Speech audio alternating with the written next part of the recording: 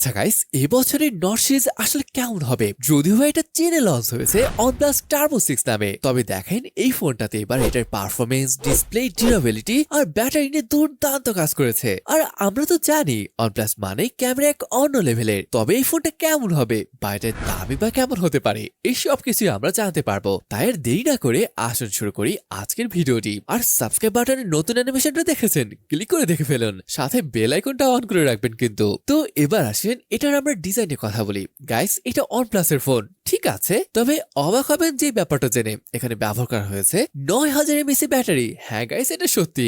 ডিজাইনের ব্যাপার নিয়ে যদি বলি, কমপ্লিটলি পরিবর্তন করে ফেলেছে যদি গত বছরের সাথে তুলনা করতে যান। আগে ভার্টিক্যাল ক্যামেরা মডেল থাকলেও এবার কিন্তু এটাকে এরকম স্কোয়ার শেপের ক্যামেরা মডেল ব্যবহার করা হয়েছে। দেখতে যদি ইউনিক বলে মনে হচ্ছে না। এই ফোনটি আবার 3টি কালার অপশনে পাওয়া যাবে, ব্ল্যাক, হোয়াইট আর মিড কালার। কালারগুলো কিন্তু সুন্দর ছিল, কি বলেন? তবে আপনাকে একটা প্রশ্ন করি, এত বড় একটা ব্যাটারি আছে এই ফোনে, এখন বলুন তো এটার ওয়েট আসলে কত হতে পারে? হ্যাঁ, ঠিকই অনুমান করেছেন, এটার ওয়েট 220 গ্রামের আশেপাশে হবে। আবার যদি এটার প্রোটেকশনের কথা বলি, এখানে ক্রিস্টাল শিল্ড গ্লাস ব্যবহার করা হয়েছে, পিছনে ফাইবার গ্লাস থাকছে। যাই হোক, ওভারঅল এটার ডিজাইন কেমন লাগলো কমেন্ট করে জানাতে পারেন। আরেকটা কথা বলতে ভুলে গেছি, এখানে IP66, 68, 69 এবং 69 কে রেটিং রয়েছে। নট 5 এ অনলি IP65 এর রেটিং ছিল, যেটা আসলে অন্যরকম একটা ব্যাপার ছিল। তবে এবার কিন্তু ব্যাপারটা দুর্দান্ত লাগবে। চলুন আমরা ফোনটির ডিসপ্লে কেন কথা বলি। সত্যি এটার ডিসপ্লেটি দেখতে খুবই সুন্দর। যাই হোক, এখানে ব্যবহার করা হয়েছে 6.78 ইঞ্চের 1.5K রেজলিউশন যুক্ত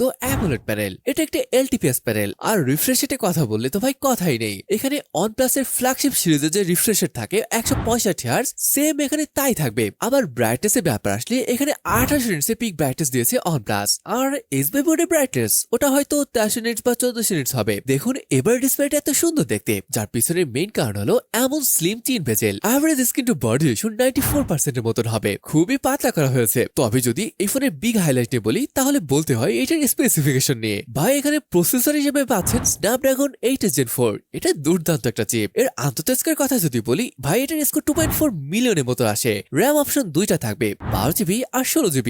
র্যাম টাইপ LPDDR5X। আবার স্টোরেজের কথা বললে এখানে 256 আর 512GB হলো স্টোরেজ অপশন। এখানে স্টোরেজ টাইপ হিসেবে পাচ্ছেন UFS 4.1, সাথে পাচ্ছেন চমৎকার এক দানবীয় ব্যাটারি যার সাইজ 9000 mAh। সাথে চার্জিং এর জন্য পাচ্ছেন 80 ওয়াটের অ্যাডাপ্টার। আর ভাই, বড় সাইজের ব্যাটারি থাকায় এখানে 27 ওয়াটের রিভার্স ওয়ার্ড চার্জিং এর ব্যবস্থা কিন্তু রাখা হয়েছে। সো মনে হয় না এই ফোনের ব্যাটারি নিয়ে কোনো চিন্তা থাকতে পারে। আচ্ছা, এবার পারফরমেন্সের ব্যাপারটা নিয়ে যদি বলি, এখানে এত পাওয়ারফুল চিপ, সাথে 165 হার্জের স্মুথ রিফ্রেশ রেট, এত কিছুর কম্বিনেশনে আপনি সুইডের মতো গেম অন 44 FPS খেলতে পারবেন। BGMI অন 100 FPS খেলা যাবে। এমনকি ভাই এটার থার্মাল কিন্তু অনেক কন্ট্রোলে থাকে। স্টেবিলিটি স্কোর কিন্তু ভালোই ছিল, 75 বা 76 এটার স্কোর আসছিল। Absolutely no problem here. এছাড়া গেমিং কে আরো বেশি ইনহ্যান্স করতে এখানে রয়েছে টাচ রেসপন্স চিপ আর একটা গেমিং চিপ। ওকে ভাই, এবার যদি এটার ওএস তে বলি, এখানে থাকবে ColorOS 16 বেস অন Android 16। তবে বাংলাদেশে বা ইন্ডিয়া যখন আসবে তখন এটার ওএস হিসাবে কিন্তু OxygenOS থাকবে। আর 4 বছরের মতন মেজর অ্যান্ড্রয়েড আপডেট থাকতে পারে।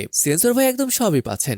অপটিক্যাল ফিঙ্গারপ্রিন্ট সেন্সর রয়েছে, যেটা ভালোভাবে কাজ করতে পারে। আবার কানেক্টিভিটি নিয়ে যদি বলি, এখানে রয়েছে 5G, dual SIM, Wi-Fi 7, Bluetooth 6.0, NFC বা GPS এসব থাকছে আর কি। অলরাইট, চলুন এত বড় একটা ক্যামেরা মডেলে আমাদের জন্য আসলে কি কি সারপ্রাইজ রাখা হয়েছে এবার আসুন সেটা দেখে আসি। মেইন ক্যামেরাটি 50 মেগাপিক্সেলের, ঠিক আছে, তবে ভাই সব থেকে বড় সারপ্রাইজ হলো এখানে যে সেকেন্ড সেন্সরটি রয়েছে, এটা 2 মেগাপিক্সেলের মনোক্রোম সেন্সর। হ্যাঁ ভাই, ঠিকই শুনেছেন, আমি নিজেই তো অবাক, এরকম কেন করলো OnePlus? তবে বাংলাদেশে যখন আসবে তখন হয়তো আল্ট্রা ওয়াইড বা টেলিফোটো থাকার সম্ভাবনা রয়েছে, মানে নট 6 এর কথা বলছি। এখানে যদিও 16 মেগাপিক্সেলের সেলফি সেন্সর রয়েছে, তবে দেশে আসলে 50 মেগাপিক্সেলের হয়ে যেতে পারে, মানে নট 5 এ যেমন ছিল আর কি। স্পষ্টভাবে বুঝতে পারছেন এটা কোনো ক্যামেরা ফোকাস ফোন নয়। আর এটা কেমন ফটো তুলতে পারে তা এখানে দেখতেই পাচ্ছেন।